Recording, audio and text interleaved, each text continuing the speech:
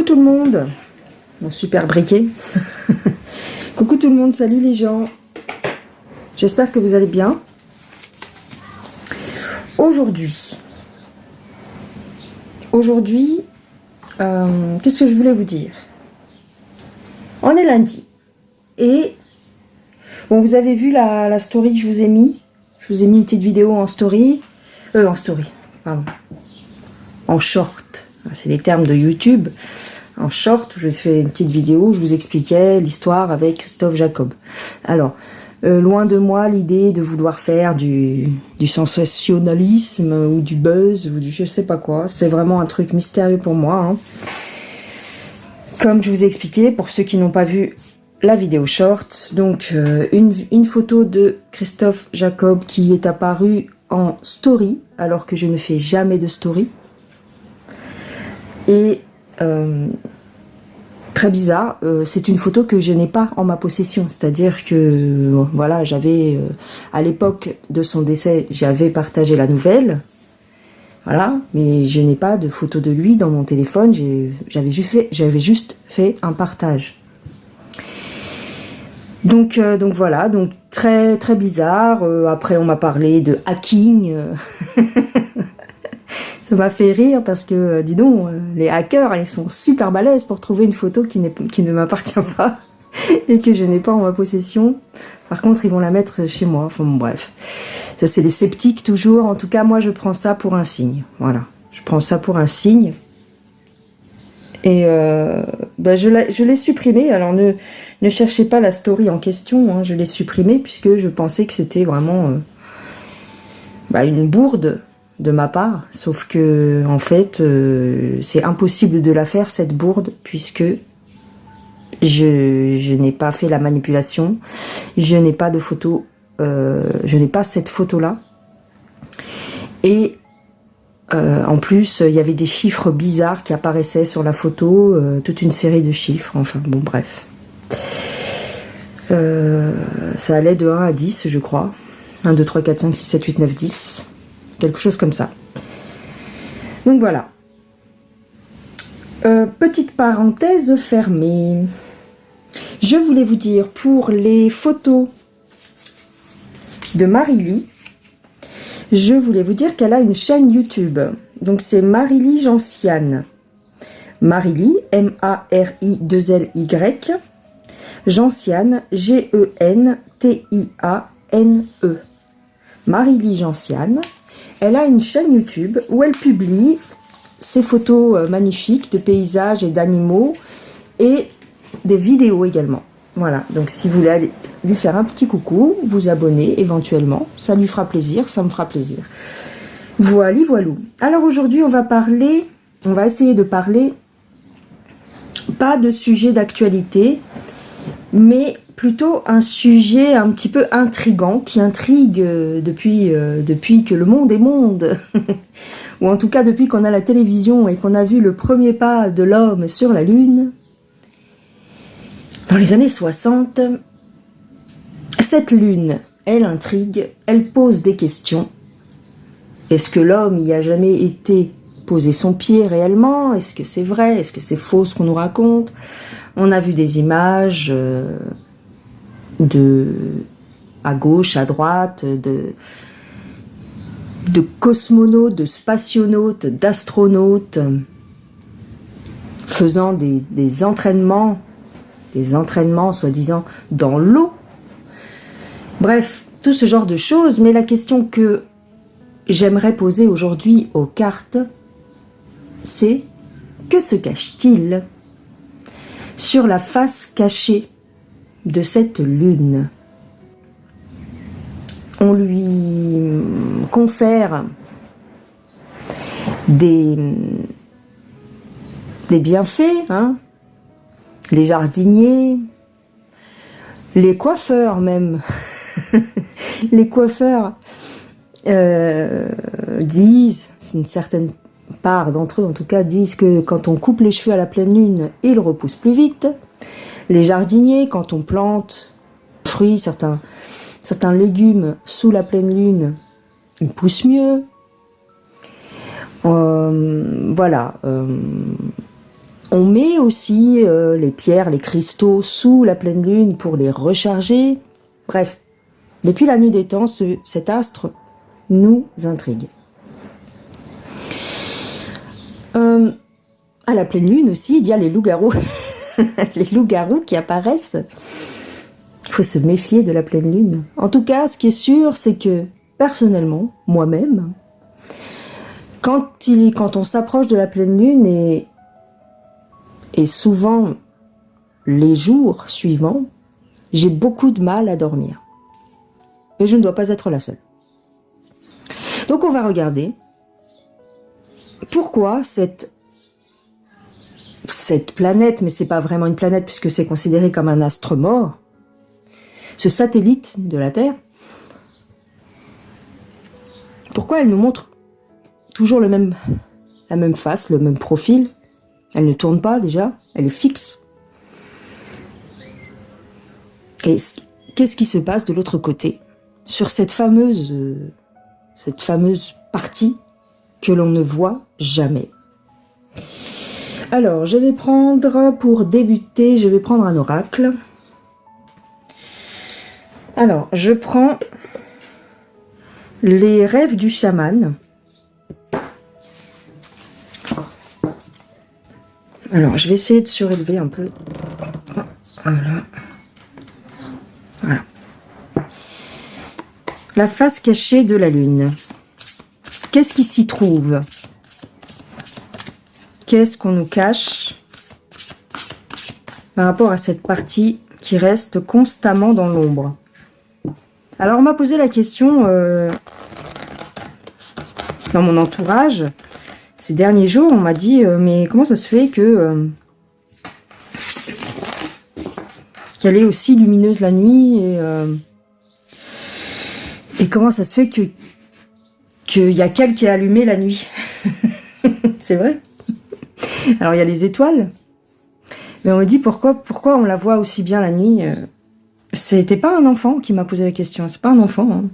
Donc je lui ai expliqué ce que nous disent les scientifiques, c'est que la réverbération du soleil qui s'est éloignée mais qui continue d'éclairer la lune. Quand le soleil se couche, bien qu'il soit de l'autre côté de la Terre, a priori, il continue à éclairer la lune pour nous. C'est la version officielle. Donc écoute, je lui ai donné ça comme réponse. Mais je ne suis pas très convaincue. Alors, la face cachée. Alors, on nous parle d'eau. Plonger profondément. Tout à l'heure, je vous ai parlé de l'eau concernant les entraînements des astronautes et des cosmonautes. Là, on nous en parle. L'eau.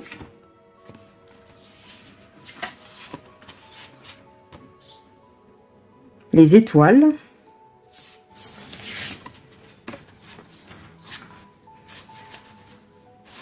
Alors, on nous parle d'une eau purificatrice.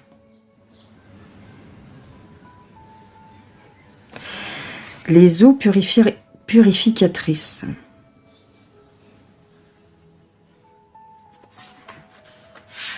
Les eaux salvatrices.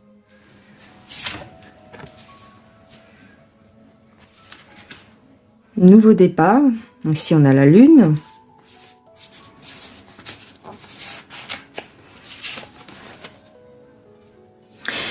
Des eaux qui répareraient des corps.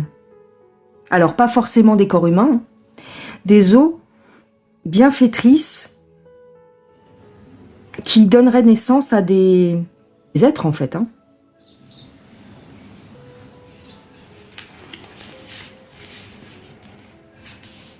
Une gestation. Des eaux gestationnantes. Je ne sais pas si on dit ça comme ça. Des eaux où on pourrait mettre de la gestation, de la création d'êtres vivants dans ces eaux salvatrices. D'accord.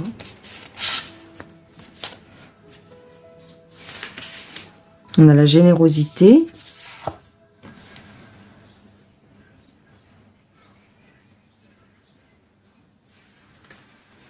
Et on nous parle d'un voyage. On nous parle d'un voyage. C'est comme si on donnait naissance à des créatures. On parle bien de la face cachée de la Lune. Hein. Qu'il existerait sur cette face cachée de l'eau, dans laquelle on donnerait naissance à des créatures qui partiraient ensuite faire un long voyage.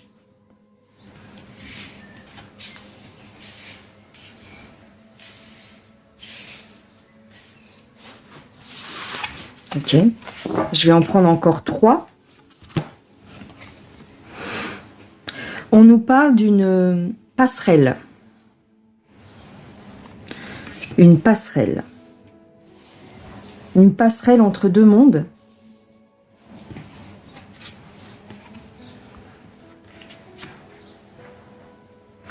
Une passerelle pour maintenir un certain équilibre. D'accord.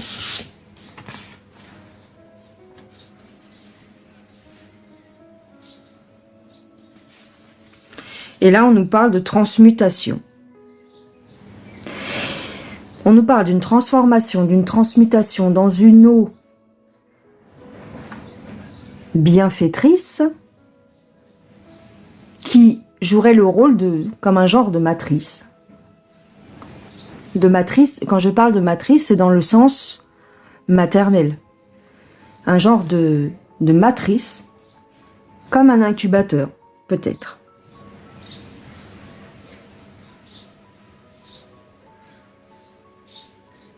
Transmutation, passerelle, réunir les deux mondes. Cet astre mort qui est la Lune,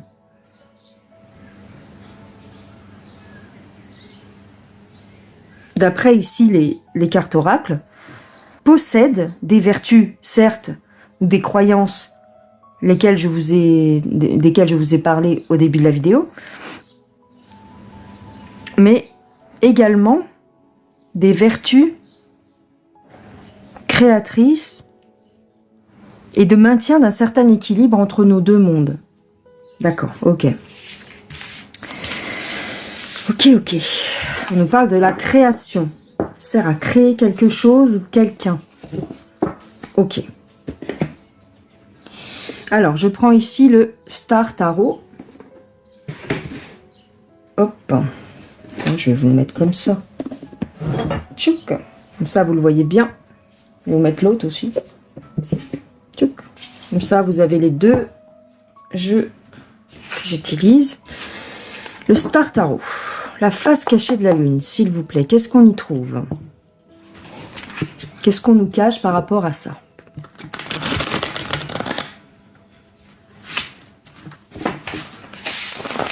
Alors, j'aurai des questions qui peuvent en découler, du style pourquoi elle tourne jamais. Ici, oubliez vos notions de science et de ce qu'on vous a appris à l'école, et même pour les connaisseurs, hein, oubliez tout ce que vous avez lu dans vos bouquins et dans ce que vous avez appris certainement peut-être dans vos conférences, certainement ou peut-être dans vos conférences. Là, on parle d'un point de vue ésotérique, hein, je pense. Alors,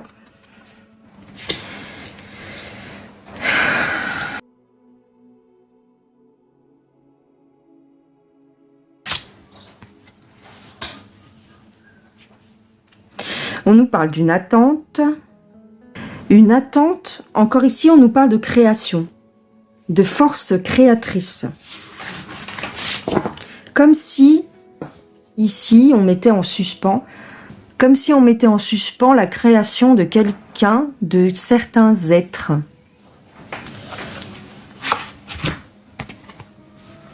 J'ai encore cette eau salvatrice, bienfaisante. Mais on nous parle du diable. Ici, tu as cette espèce de matrice dont je t'ai parlé.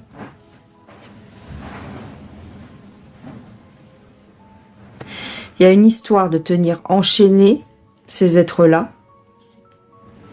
Mais je garde en tête ce système-là de création, de fécondité, de donner naissance à des créatures.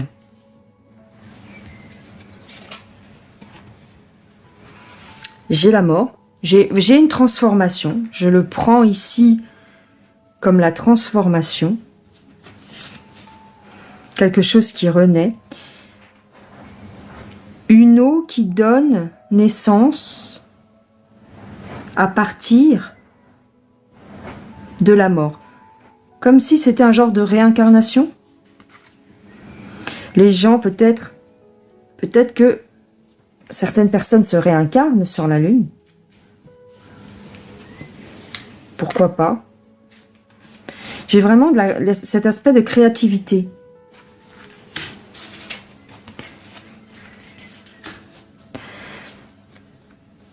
Cette notion de créativité, pardon. Plutôt bénéfique.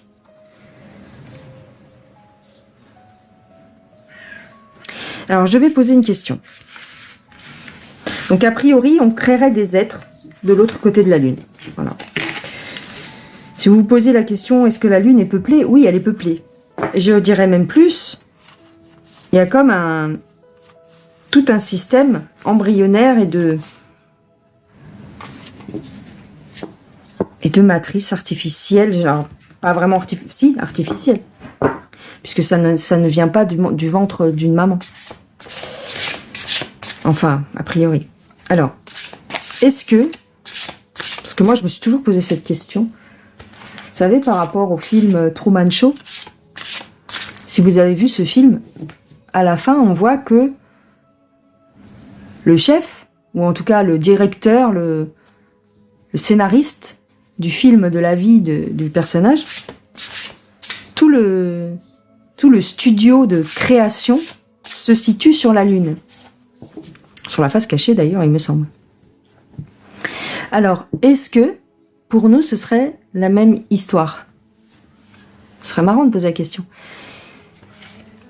Est-ce que les êtres qui dirigent notre matrice, la matrice ici terrestre,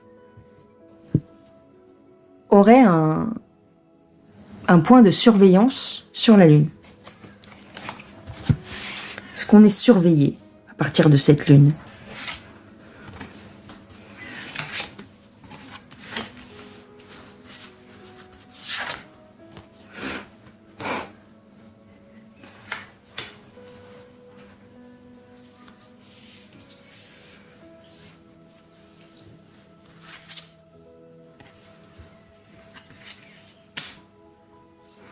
On nous parle ici de créatures puissantes et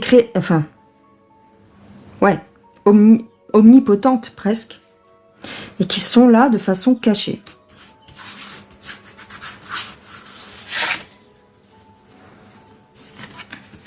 J'ai des décisions, j'ai des décideurs là-haut. J'ai comme des décideurs.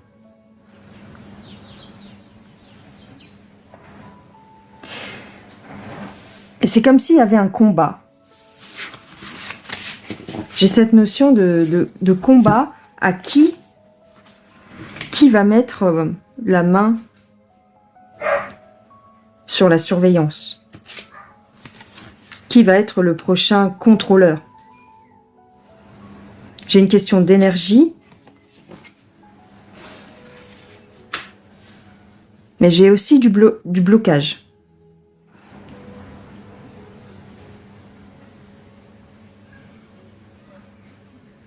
C'est comme s'il y avait deux camps qui s'opposaient.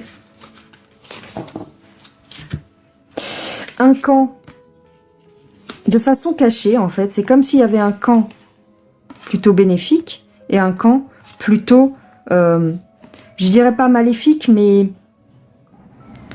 dans le combat, dans la dualité, dans le combat, tu vois, plutôt ce genre-là.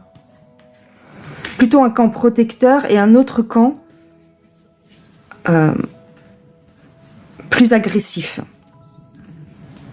J'ai le combat, j'ai le blocage. C'est pas réellement une surveillance, mais il y a un contrôle peut-être, oui. J'ai une notion de justice et d'abondance. Il décide. Il y a quelqu'un là-haut qui décide de ce qui va être fait sur Terre. Il y a quelqu'un sur cet astre-là. Alors je ne sais pas qui, je ne sais pas si c'est une entité complètement désincarnée, ou tu vois, c'est pas dans ces notions-là, c'est pas quelque chose de palpable, j'ai pas cette impression, c'est comme une force. C'est comme si, par le biais de cet astre, on décidait de ce qui se passait sur Terre. On prenait certaines décisions. Donc je dirais oui, il y a une notion de contrôle quelque part.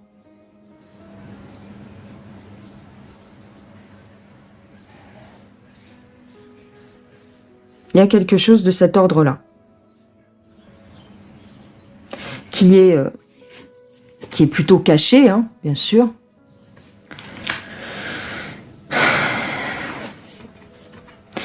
C'est comme si on était dépendant. C'est comme si on mettait tous nos espoirs sur cet astre. Oui, c'est un peu ce que certaines personnes pensent en matière d'ésotérisme, c'est-à-dire par exemple, tout ce qui est magie travaille beaucoup avec la Lune et les phases de la Lune. Tout ce qui est astrologie, évidemment, les influences lunaires. Et donc, on met tous nos espoirs sur cet astre. Et il y a comme une notion de contrôle. Impalpable, peut-être, mais j'ai comme l'impression qu'il y a des entités physiques, ou le rôle de médiateur, peut-être pas médiateur, mais en tout cas de décisionnaire concernant les activités terrestres. Alors, pour terminer, je prends le Lunar Nomade. C'est un petit Lenormand revisité. Alors, c'est un petit Lenormand, mais avec des cartes immenses. Alors, la question que j'aimerais poser, c'est est-ce que l'homme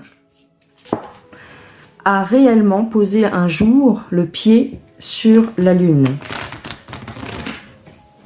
Est-ce que l'homme a réellement posé un jour le pied sur la Lune?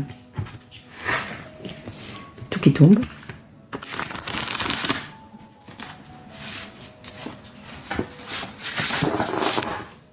Alors.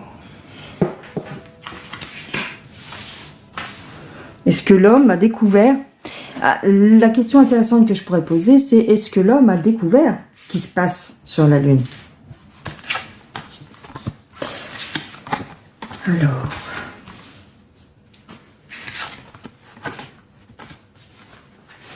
on nous parle ici de soucis, de...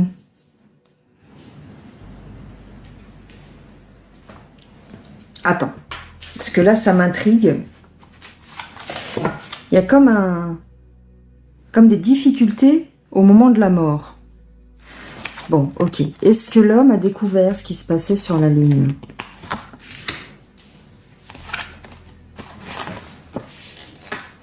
J'ai la notion d'un voyage, effectivement.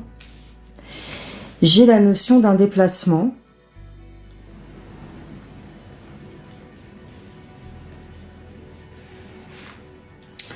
Mais avec des difficultés.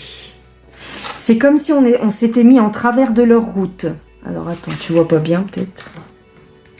Il y a un reflet, je suis désolée. C'est comme si on leur avait barré la route. C'est-à-dire qu'il y avait l'intention ici, il y avait l'intention d'un voyage, d'un déplacement. Mais j'ai des difficultés et finalement, c'est comme si ça s'était arrêté. Arrêté ou... Attends, j'essaye de te mettre bien le truc.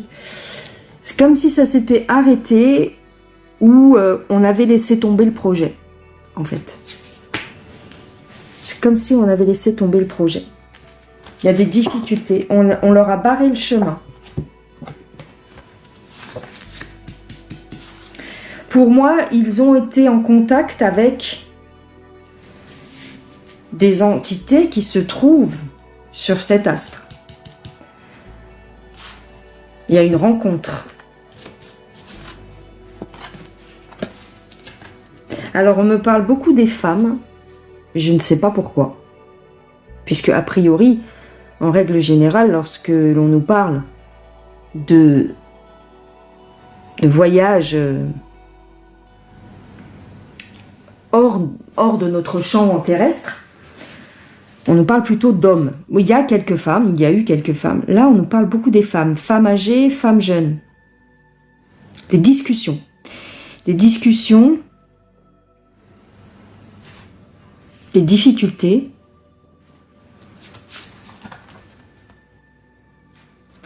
Ils ont reçu un message clair, je dirais. De la part de ces entités, hein, ils ont reçu un message clair. On leur a barré le chemin, 3 fois on me le dit. Hein. J'ai les souris, j'ai la montagne et j'ai la croix. Pour moi, s'ils ont essayé de le faire, ce qui est possible, hein, ils ont tenté de le faire, mais ils y ont été empêchés. Par les gens qui sont déjà sur place, en fait. Il y a des choses qui se passent déjà sur place. On nous parle beaucoup des naissances, de la naissance et de la mort. Il y a, comme je vous disais tout à l'heure, il y a une espèce de chose qui se passe dans le cycle des naissances. C'est comme s'ils étudiaient là-haut un genre de développement embryonnaire, un genre de développement. Alors, est-ce que ça nous concerne, nous? Je ne sais pas. Ils font des recherches par rapport à la naissance et à l'arbre généalogique. Ok. Ils font des... Là-haut, en fait, il se passe quelque chose. C'est un centre d'études, je dirais. Un centre d'études sur...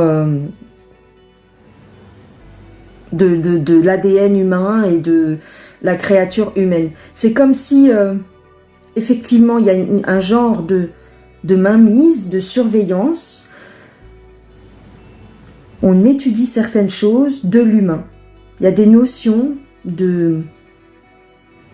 d'arbre généalogique, de génétique, d'ADN. C'est tout un truc.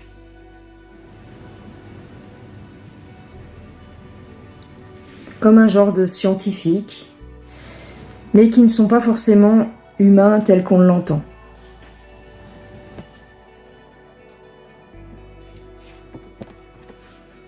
Ils cherchent la clé du pouvoir. Ils cherchent une clé, ils cherchent la clé. Il y a une ouverture par rapport... Alors, on parle de protection, mais aussi, le serpent, c'est la connaissance. Ils étudient. Et pour mieux protéger leur découverte, bah, ça se passe là-haut.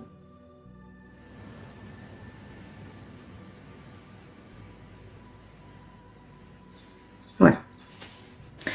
Ce serait ce genre de choses que l'on nous cacherait. Et je dirais que les humains, en tout cas les gens haut placés, hein, sont au courant. Ils sont au courant que là-haut, il y a comme un centre de recherche sur le génome humain, l'ADN humain, les choses comme ça, et le développement des humains. C'est bizarre. Ça sert aussi de protection, hein, j'avais l'ombrelle. Ça sert aussi de protection, c'est-à-dire c'est comme un surveillant de prison. C'est comme les surveillants de prison ou les médecins, ou tu vois, ils observent ce qui se passe sur Terre et en même temps ils protègent un petit peu ce qui se passe sur Terre également, c'est-à-dire il y a une notion de préservation de l'espèce peut-être. Voilou les gens, je pense que je vais m'arrêter là. Je pense que j'ai répondu à pas mal de petites questions. Bah, vous pouvez dans les commentaires évidemment apporter votre pierre à l'édifice, comme dirait l'autre. Je vous fais des gros bisous. Soyez respectueux s'il vous plaît dans les commentaires. Ne vous énervez pas. Tout ça, ce sont des notions bien abstraites, d'accord? On ne parle pas ici de preuves irréfutables, d'accord? Ça reste du domaine de l'impalpable, donc zen. J'espère que vous avez passé un bon moment. Je vous embrasse bien fort. Passez une excellente fin de journée et je vous dis à plus tard. Bye bye les gens.